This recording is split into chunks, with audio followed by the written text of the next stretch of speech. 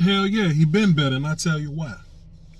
First and foremost, what made me kind of want to put this video out is, first of all, I love the energy that we getting from the community, from the YouTube joints or whatever. If you listen to, like if you go on Koye's page, Law's page, Skywalker page, anybody that's on my show, you'll see a lot of the energy in the comments and the chat boxes and the phones or whatever. And, it's, I love the energy of we about to roll up and beat the shit. Hold on. We about to roll up and beat the shit out of the Chiefs. Okay. Love that energy. But I saw some things that's kind of funny because a lot of people out here calling Pat Mahomes whack. And, if that's like pregame shit talk, like I'm with it, you know what I mean? But Pat Mahomes is a very dangerous character.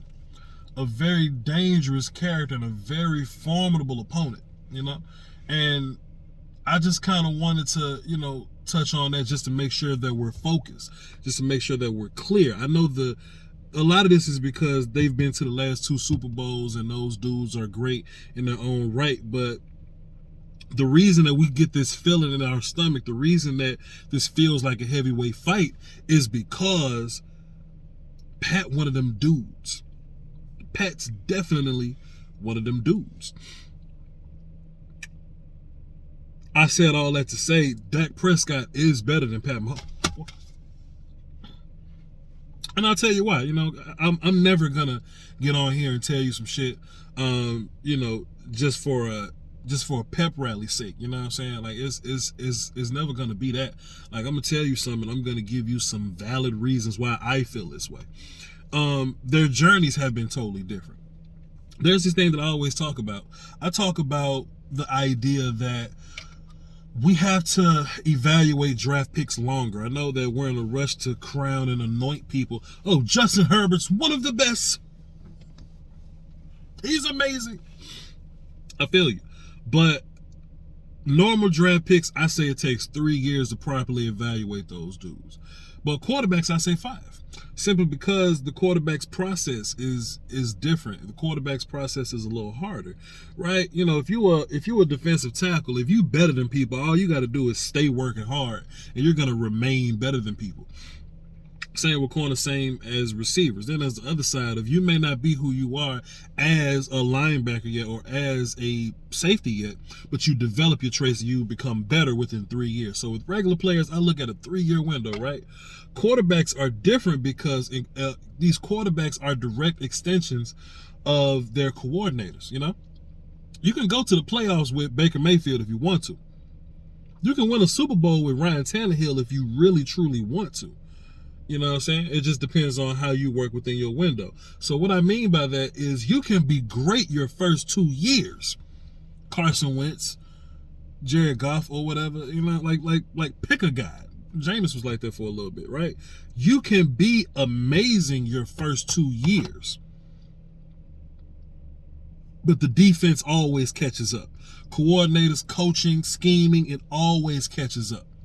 So what you got to do as a young quarterback is you got to reinvent yourself and overcome that catching up.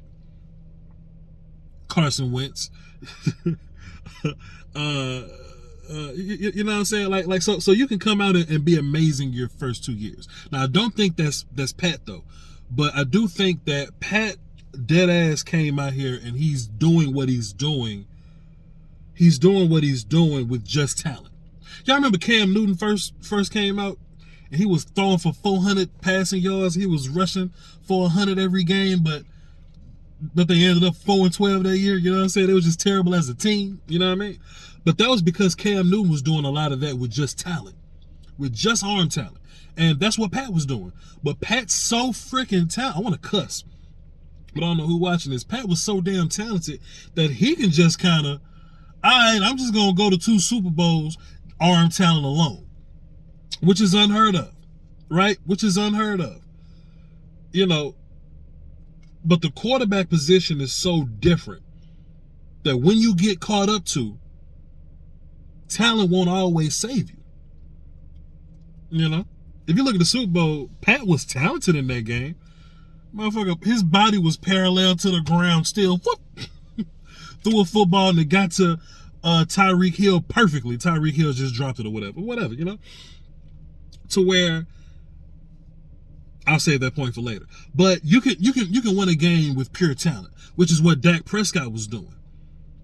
Pure talent. That first 13-3 year would have been 14-2, but we pulled the starters in that last game.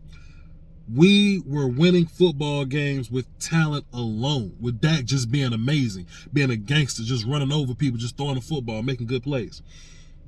But there always comes a time where the league catches up. This is where I think separates Dak and Pat. Dak had to move with a little more urgency. Okay. That might be the word for the video. Chat box, hashtag urgency.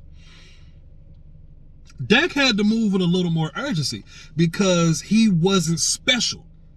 He was talented. Pat is special. So what you get from Dak Prescott is, after that 13-3 year, he kind of falls back a little bit.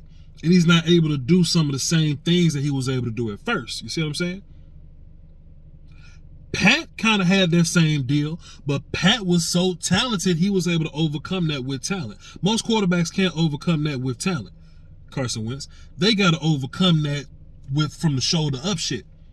That's where Cam Newton got a lot of his problems from. Cam Newton was amazing, but the shoulder up shit. Next thing you know, like, well, damn, why is Cam missing people by 5 yards? You know what I'm saying? Because you just can't talent your whole career. You making talent your way through the league a little bit, but you can't talent your way through the league your whole career. When Dak's talent couldn't win it for him by itself, he had to move with a little more urgency. All quarterbacks don't do this. Most of the time when quarterbacks run into this little rough patch, we don't hear from them again. We don't hear shit from quarterbacks again after they hit this rough patch. Dak took the time to reinvent himself, but he had to do it quickly, because if Dak was bad for another year, like there was his freshman campaign, then his sophomore campaign, then we got Amari Cooper, but Dak still wasn't where he was supposed to be, even with having Amari Cooper. If Dak would have had a losing season with Amari Cooper the next year, Dak may have been out of here.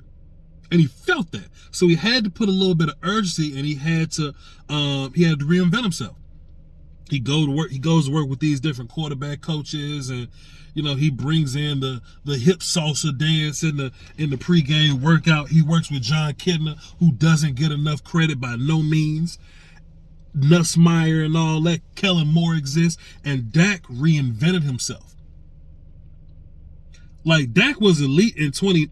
Dak was really, really, really amazing. He was really cool. I wouldn't say elite check, but Dak was like really, really good. He was top 10. In 2019, Dak was top 10. And he kept playing, and he was getting better. And he was getting better.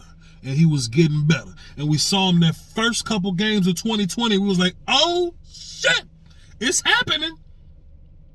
It's happening. And then he gets hurt, right? And then we have Dak now. Dak needed urgency to get to where he is now. He's elite now. He might be the best quarterback in the league. Work on. Or the second behind, I don't know, Rodgers or something. I don't know. I haven't looked at it. But Dak had to urgent his way into his improvement. I ain't saying Pat Mahomes is lazy. I'm not saying that, because I know the internet will do that. But if you're Pat Mahomes and you're so great and you're winning with pure talent, way better than everybody else could win with pure talent, Carson Wentz, it never clicked in your mind that, you know what, maybe I lose my job if I don't improve. Maybe I might get pushed off a bridge if I don't improve. Dak's second to third year or so, he was trying to figure it all out. Pat's second or third year or so, he was getting the contract. I'm not saying Pat is lazy. He might just be a little comfortable. I ain't even saying he's comfortable. I'm just saying the two routes are totally different now. So to where Dak was winning with pure arm talent, just pure body talent, pure running, whatever, now he's shoulder up guy, to where he's the best I'll say top 5. I don't want to say best because y'all be bugging. He's top 5 in the league versus the blitz. He's top 5 in deep passes. He's top 5 in efficiency. He's top 5 in yards. He's top 5. Like, as an offense, we're number 1 in all that shit. We're top 5 in everything, and we're number 1 in total offense. Because Dak had to be clavicle up guy. Clavicle's your collarbone. Collarbone up guy. Up here. That had to be that guy. Pat's just now learning, and he may do it this offseason, but Pat just now learning, maybe I should learn defenses a little more. Maybe I should add this element to my game. Maybe I should fix my fucking mechanics. Effing mechanics, pardon me, children. Dak cleaned up his throwing motion and his feet and all that shit. Dak went crazy.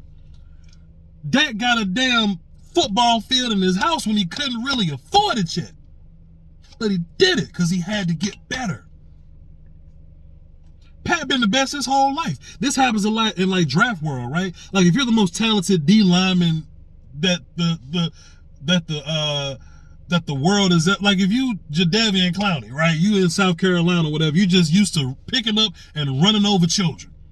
You the best pass rusher in the world. You don't work on your pass rush moves. You don't work on your nuances. You've been running past people your whole life. You've been running through people your whole life. Pat been arm talent, magical, lyrical, miracle, biblical guy his whole life.